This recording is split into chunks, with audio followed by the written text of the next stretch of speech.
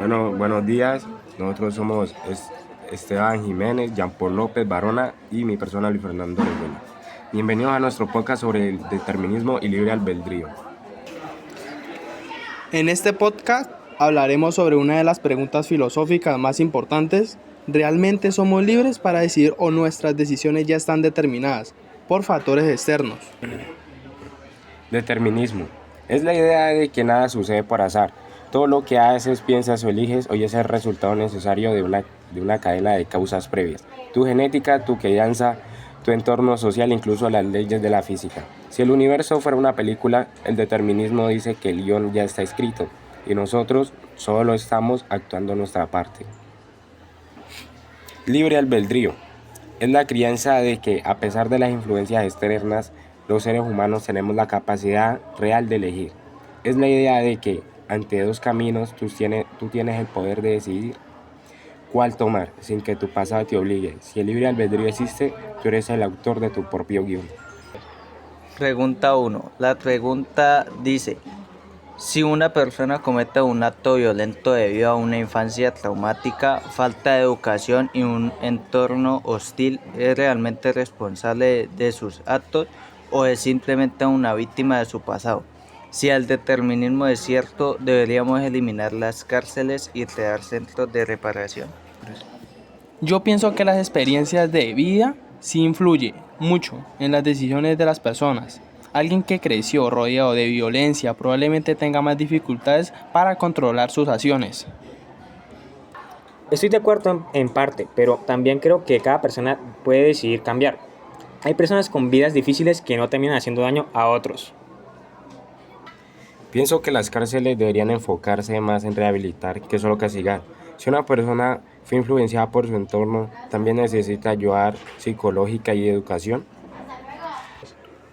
Pero tampoco podemos justificar todos los actos violentos diciendo que el pasado tiene la culpa. La sociedad necesita reglas y consecuencias.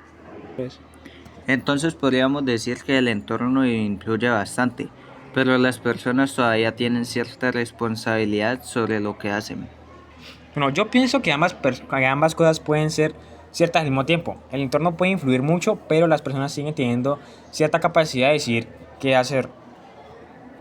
Entonces podríamos decir que nadie es correctamente libre, porque siempre está siendo influenciado por algo. Sí, de cierta manera nuestras decisiones están relacionadas con nuestra educación, nuestras experiencias y hasta nuestra genética. Pero si aceptamos completamente el determinismo, entonces tendríamos que concluir que nadie merece castigo porque nadie eligió realmente lo que quiso. Y ahí aparece un problema para la justicia. Si nadie es responsable de sus actos, ¿cómo protegemos a la sociedad de quienes causan daño? Bueno, quizás la función de las cárceles debería cambiar. En lugar de centrarse únicamente en castigar, podríamos enfocarnos más en rehabilitar y educar. Eso es interesante porque muchas veces una persona sale de prisión con los mismos problemas que tenía antes de entrar. Exactamente, si la causa del comportamiento fue la falta de oportunidades, la violencia o los problemas psicológicos, esos factores también deberían ser tratados. Sin embargo, tampoco podemos olvidar a las víctimas. Ellas necesitan justicia y sentir que la sociedad protege sus derechos. Por eso pienso que debería existir un equilibrio. Comprender las causas de un comportamiento no significa justificarlo, ¿entiendes?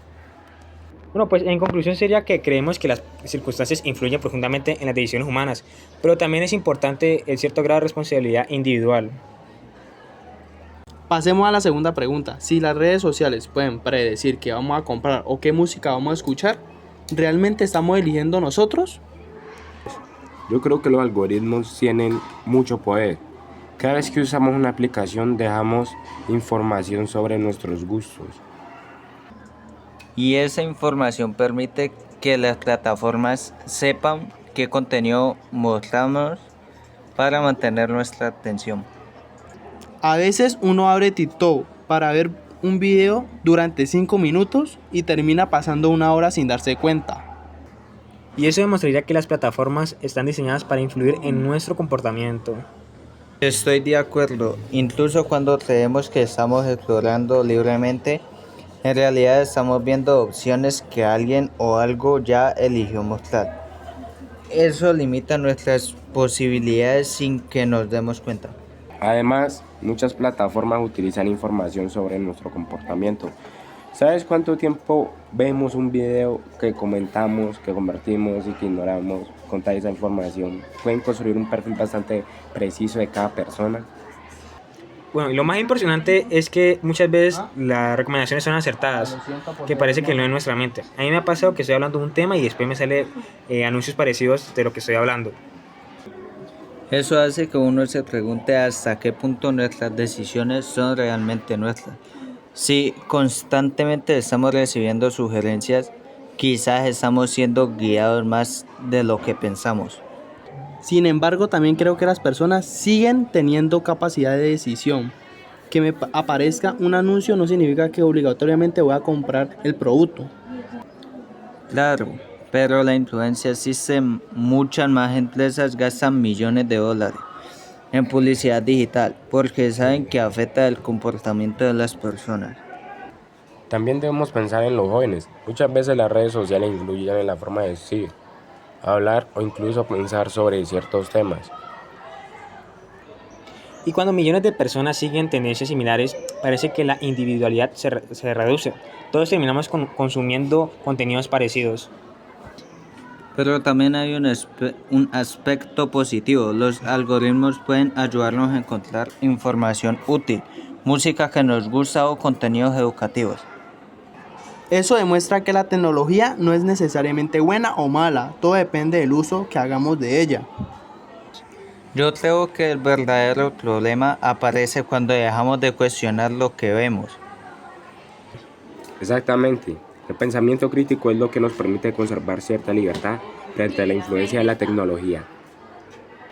Entonces podríamos concluir que los algoritmos tienen gran poder sobre nuestras decisiones, pero todavía existe un espacio de reflexión y de elección personal. Bueno, para terminar nuestro podcast vamos a analizar una pregunta muy interesante. Si el determinismo es real y todas nuestras acciones están determinadas por factores anteriores, ¿tiene sentido sentir culpa o arrepentimiento? ¿La conciencia es una herramienta que nos ayuda a mejorar o simplemente una ilusión que nos hace sufrir por cosas que no podíamos evitar?